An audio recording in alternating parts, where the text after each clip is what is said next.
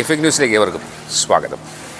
AIIMS ആണെങ്കിലും അതിവേഗ റെയിലാണെങ്കിലും കേരളത്തോട് കടുത്ത അവഗണനയാണ് കേന്ദ്ര ബജറ്റിലും ഉള്ളത്. അതിൽ കേരളത്തിൻ്റെ പൊതുവായിട്ടുള്ള വികാരം ഈ ദിവസങ്ങളിൽ ഇന്നലെ ഈ മണിക്കൂറുകളിൽ നമ്മൾ കണ്ടുകൊണ്ടിരിക്കുന്നതാണ്. തീർച്ചയായിട്ടും വളരെ പ്രതിഷേധാർഹമായിട്ടുള്ളൊരു കാര്യമാണ്. ഓരോ കേരളത്തിലുള്ള ബഹുഭൂരിപക്ഷം ആളുകളും ഉയർത്തുന്നൊരു ചോദ്യം എന്താ കേരളം ഇന്ത്യയിലല്ലേ എന്നുള്ളതാണ്. ഇതിൽ BJPയുടെ സംസ്ഥാന അധ്യക്ഷൻ ഇന്നലെ എയിംസിന് സ്ഥലം ഏറ്റെടുത്തു കൊടുത്തില്ല എന്ന് മാധ്യമങ്ങളോട് പറയുന്നത് കേട്ടു. തീർത്തും തെറ്റായിട്ടുള്ള കാര്യമാണ്.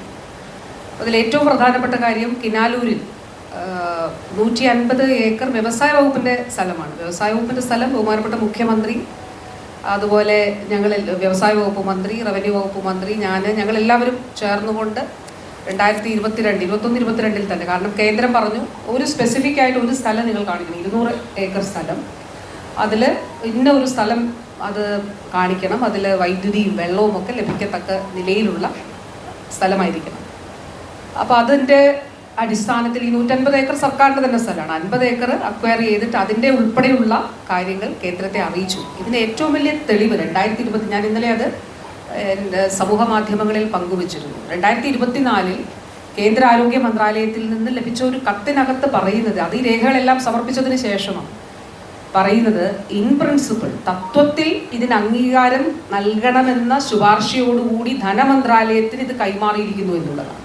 അതുമാത്രമല്ല, അടുത്ത ഇതിൽ പറയുന്നത് അടുത്ത പ്രഖ്യാപനത്തിൽ കേരളത്തിൻ്റെ ഈ ഒരു ആവശ്യം എയിംസ് എന്നുള്ളത് ഉൾപ്പെടുത്തും എന്നുള്ളതാണ് പറഞ്ഞിരിക്കുന്നത്.